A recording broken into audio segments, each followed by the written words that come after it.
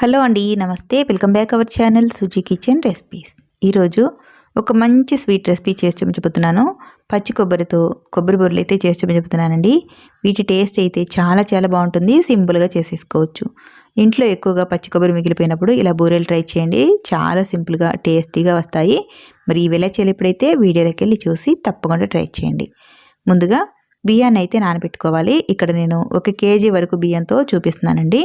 1 KG రైస్ని 2 సార్లు శుభ్రంగా కడిగేసి ఒక రోజంతా నానబెట్టేసుకోవాలి. మీకు నెక్స్ట్ డే మార్నింగ్ చూపిస్తున్నాను. ఒక రోజంతా నానిన తర్వాత ఈ నీళ్ళని పూర్తిగా వంచేసుకొని ఈ బియ్యం అంతా కూడా ఇలా ఒక జల్లెడ గిన్నెలో వేసేసుకోండి. ఎక్స్ట్రాగా ఏమైనా నీళ్ళుంటే ఆ నీళ్ళన్నీ కూడా వడారిపోతాయి.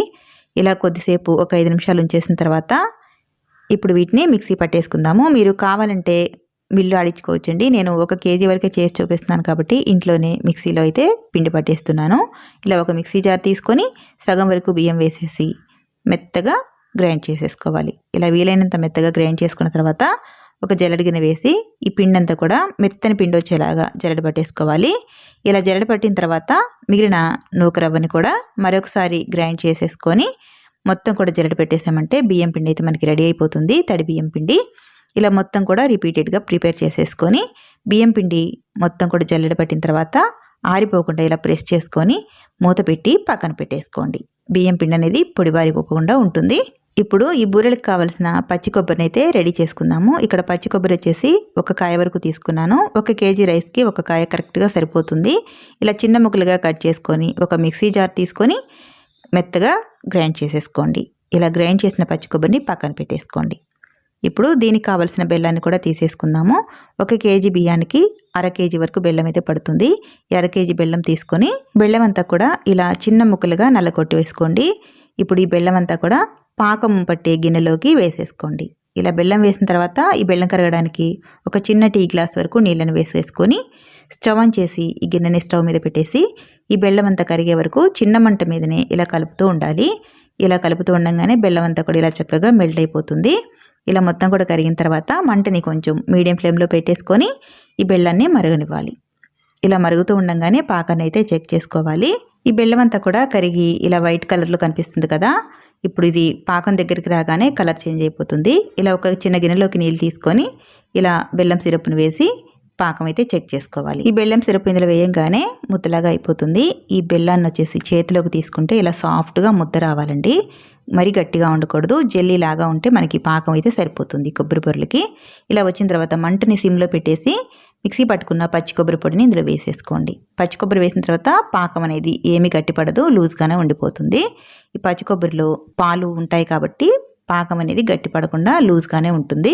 ఇలా కలిపేసిన తర్వాత మంచి ఫ్లేవర్ కోసం ఇలాచీ పొడిని 1 స్పూను, అలాగే ఒక 2 స్పూన్ల వరకు నెయ్యి కూడా వేసేసుకొని ఇదంతా కూడా ఒకసారి కలిపేసి స్టవ్ ఆఫ్ చేసి ఈ పాకం గిన్నెని ఇలా కిందకి దించేసుకొని ముందుగా జల్లించి పెట్టుకున్న తడి బియ్యం పిండిని ఇలా కొద్ది కొద్దిగా వేస్తూ ఉండలు లేకుండా ఒక పూరీ కర్రతో ఇలా చక్కగా కలిపేసుకోండి.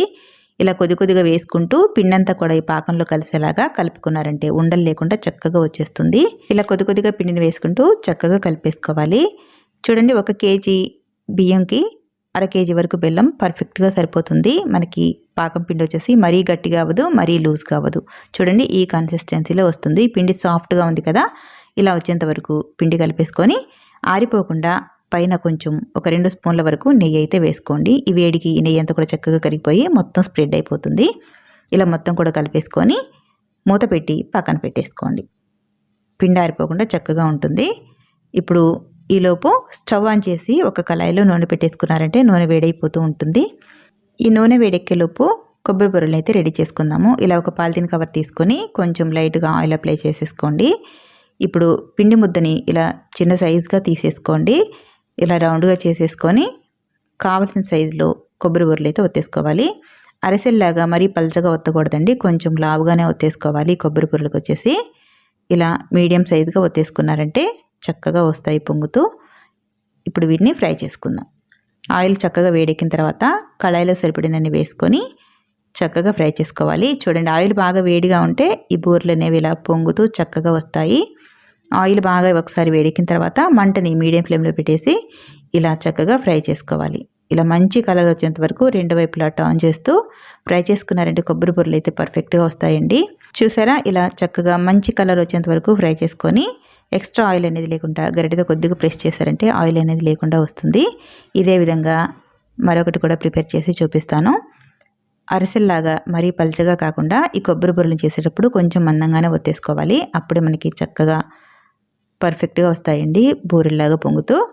చూసారా, మంచి కలర్తో చక్కగా అన్నీ కూడా విరిగిపోకుండా పొంగుతూ వస్తున్నాయి కదా. ఇదే విధంగా అన్నీ రెడీ చేసేసుకున్నారంటే ఎంతో టేస్టీగా ఉండే కమ్మని కొబ్బరి బూరెలు అయితే రెడీ అయిపోతాయి.